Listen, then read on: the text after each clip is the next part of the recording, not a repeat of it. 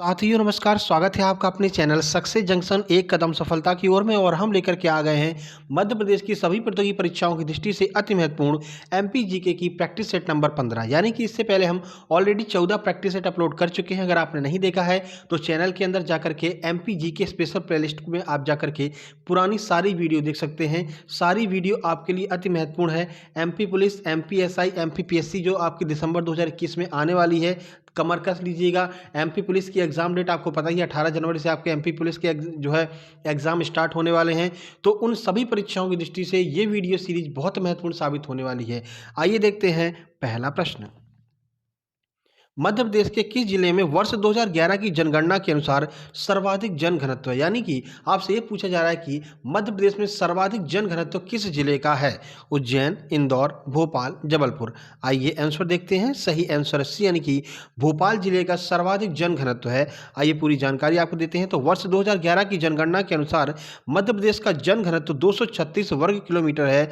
वहीं अगर हम शहर की बात करते हैं तो सबसे ज़्यादा जनघनत्व में भोपाल पहले स्थान पर है, इंदौर दूसरे स्थान पर है, जबलपुर तीसरे स्थान पर है और ग्वालियर चौथे स्थान पर है। ठीक है, तो यहाँ से आपको क्रम भी पता चल गया कि भोपाल, इंदौर, जबलपुर, ग्वालियर ये चार ऐसे शहर हैं जो जनघनत्व के बढ़ते हुए क्रम में लिखे गए हैं। ठीक है, सर्वाधिक जनघनत्व भोपाल में है।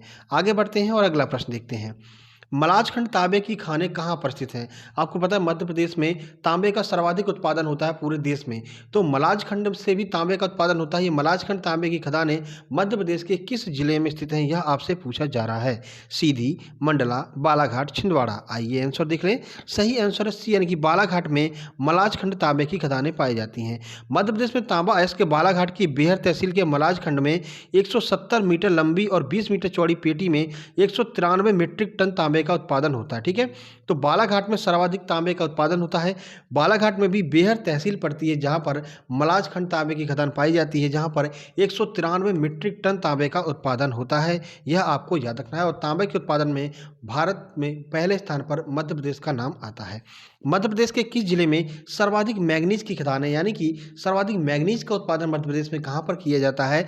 बालाघाट, छिंदवाड़ा, झाबुआ, बैतूल। आइए आंसर देख लें।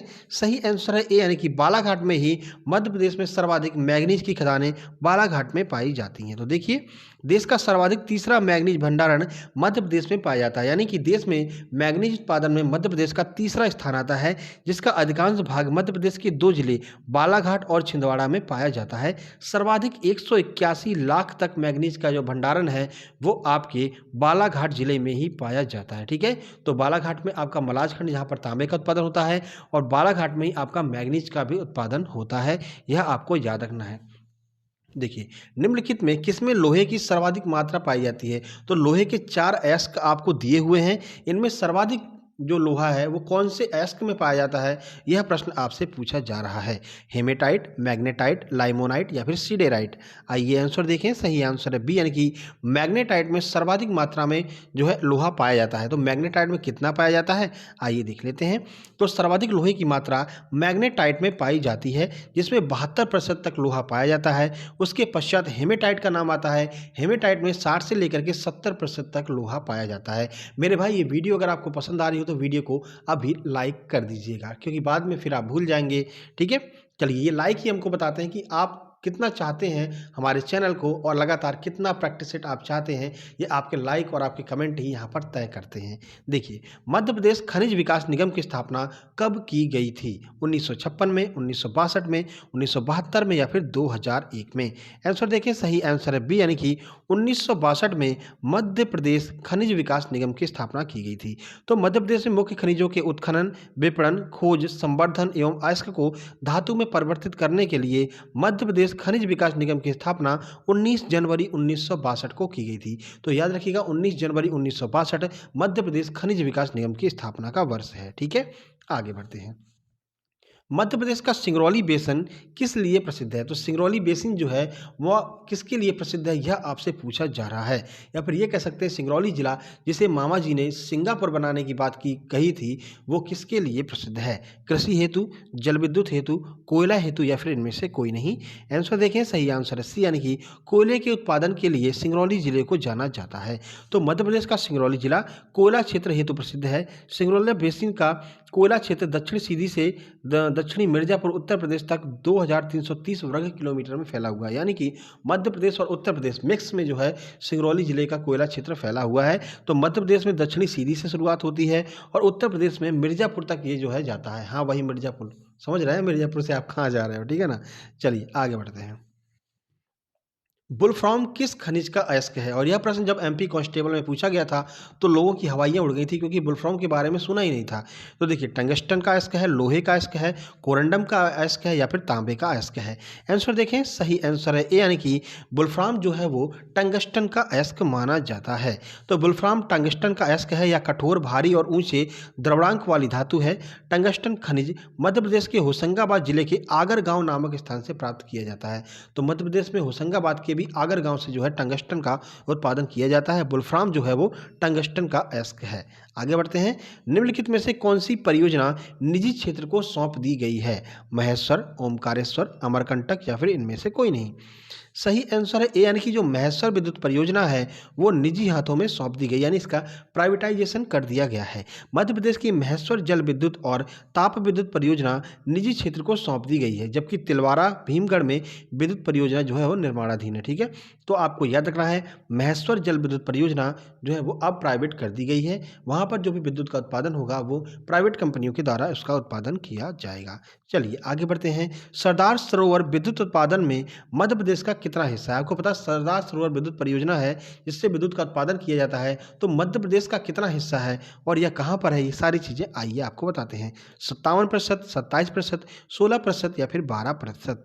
आंसर देखें, सही आंसर है ए, यानी कि 57% जो है वो मध्य प्रदेश का हिस्सा है सरदार सरोवर विद्युत उत्पादन परियोजना में। तो सरदार सरोवर बांध नर्मदा नदी पर गुजरात में बनाया गया है, जिसमें 1450 मेगावाट विद्युत का उत्पादन लक्षित किया गया है, जिसमें मध्य प्रदेश का हिस्सा 57% है। इसके बाद 27% गुजरात का है और 16% महाराष्ट्र का हिस्सा है। तो याद रखिएगा, सरदार सरोवर परियोजना मध्य प्रदेश, गुजरात, महाराष्ट्र की संयुक्त परियोजना है, जिसमें सर्वाधिक हिस्सा मध्य प्रदेश का है, 57% हिस्सा मध्य प्रदेश का है।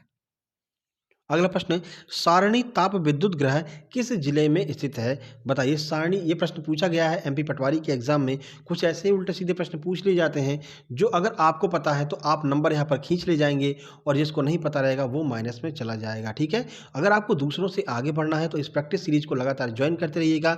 14-15 प्रैक्टिस सेट हम ऑलरेडी करा चुके हैं, उन सारे प्रैक्टिस सेट को आप देख लीजिएगा। एमपीपीएससी के लिए स्पेशल प्लेलिस्ट अलग अलग बना दी गई है। ठीक है, हर एक यूनिट की प्लेलिस्ट आपको एमपीपीएससी की दृष्टि से यहाँ पर देखने को मिल जाएगी।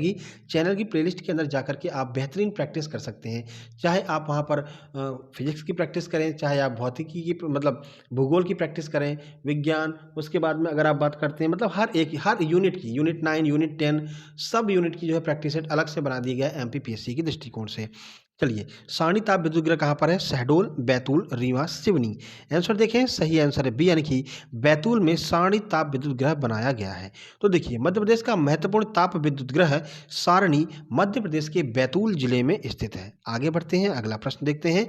मध्य प्रदेश का प्रथम सौर ऊर्जा ग्राम कौन सा है? कस्तूरबा ग्राम, तेवर, मवई या फिर अमवार। आइए आंसर देखते हैं। सही आंसर है ए, यानी कि जो कस्तूरबा ग्राम है वो मध्य प्रदेश का प्रथम सौर ऊर्जा ग्राम है। मध्य प्रदेश के इंदौर के पास स्थित कस्तूरबा ग्राम को पूर्णतः सौर ऊर्जा आधारित बनाया गया है। इस प्रकार कस्तूरबा ग्राम जो है वो मध्य प्रदेश का पहला सौर ऊर्जा आधारित पूर्ण सौर ग्राम है। ठीक है, चलिए आगे बढ़ते हैं। मध्य प्रदेश में देश का पहला रत्न परिष्करण केंद्र कहाँ पर खोला गया है? यह प्रश्न कई बार लगभग हर एक परीक्षा में यह प्रश्न जरूर पूछा गया है। जबलपुर, बुधनी, पन्ना, विदिशा।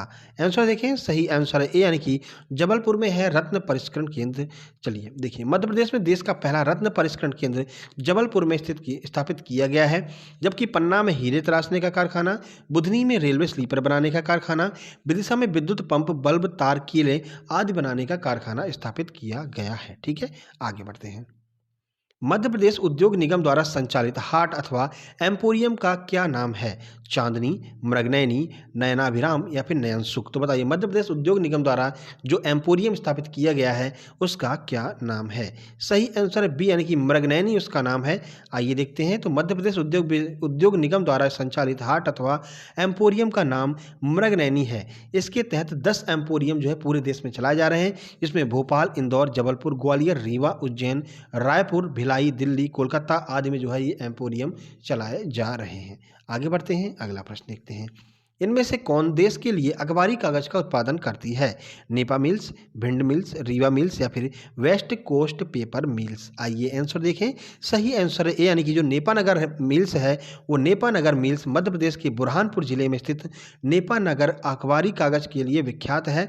अखबारी कागज के उत्पादन का सबसे बड़ा कारखाना है जो केंद्रीय सरकार का उपक्रम है। ठीक है, देखिए जो महत्वपूर्ण कारखाने हैं वो आपको मध्य प्रदेश में ही देखने को मिलते हैं, चाहे वो आपके हीरे तराशने का कारखाना हो, चाहे ये नेपा नगर वाला कारखाना हो, चाहे आपका जो लड़ाकू विमान वगैरह बनाने का कारखाना है वो भी मध्य प्रदेश में ही मिलता है। क्यों मिलता है आइए आगे आपको बताएंगे। देखिए, तो मध्य प्रदेश में रक्षा उद्योग किस जिले में केंद्रित है?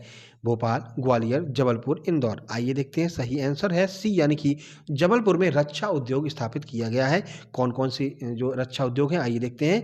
तो मध्य प्रदेश का रक्षा उद्योग मुख्य रूप से जबलपुर जिले में केंद्रित है। यहाँ पर स्थित रक्षा इकाइयों को भारत सरकार के रक्षा मंत्रालय के अंतर्गत स्थापित किया गया है, जिसमें government ordnance factory Khamaria, gun carriage factory Jabalpur आदि आती हैं।